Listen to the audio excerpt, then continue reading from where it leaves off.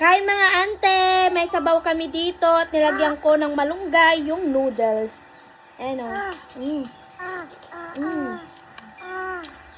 Sarap. Ulong na. Di na siya mainit pero masarap pa naman.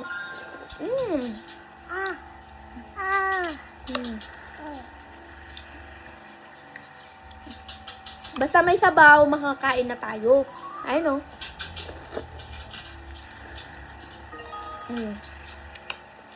May malunggay, marami yung nilagay naming malunggay para kahit pa paano may sustansya din pala yung kakainin namin.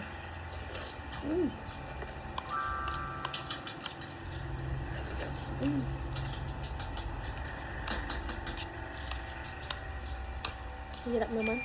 Dami langaw. Lumilipad pa yung langaw.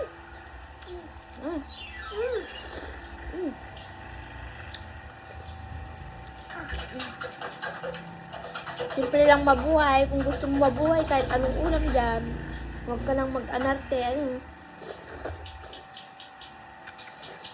Balang araw, makakaulam kami ng chooks to go. Ngayon, noodles muna. Sardinas. May sardinas kami doon, pero mamayang gabi na lang. Hirap ng yung pagising mo pa lang kung anong ulam na naman mamaya. Pagkatapos mo na naman kumain, problema mo na naman kung anong ulam.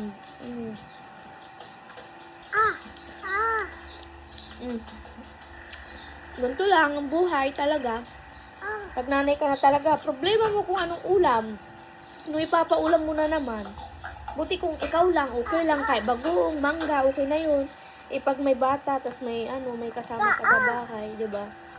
Problema mo. Siyempre, ayaw mo naman na hindi sila kumakain, di ba?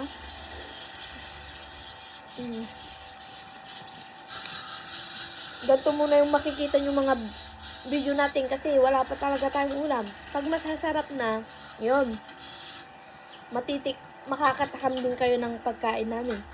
So, pagpasensyahan na lang muna natin kasi talaga ito lang pagkain namin.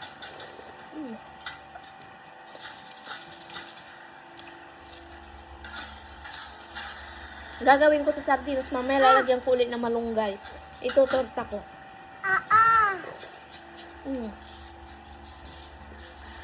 Sanay naman ako ganito kasi ganito yung ulam namin ng mga bata kami. Hanggang ngayon, diba? Hindi naalis yung pagka-Pilipino ng pagkain ng noodles.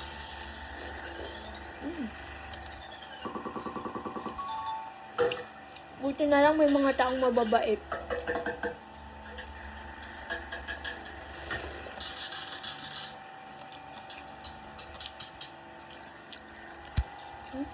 Kain ko na pati. Ubus ko na, hanggang dito na lang. Salamat!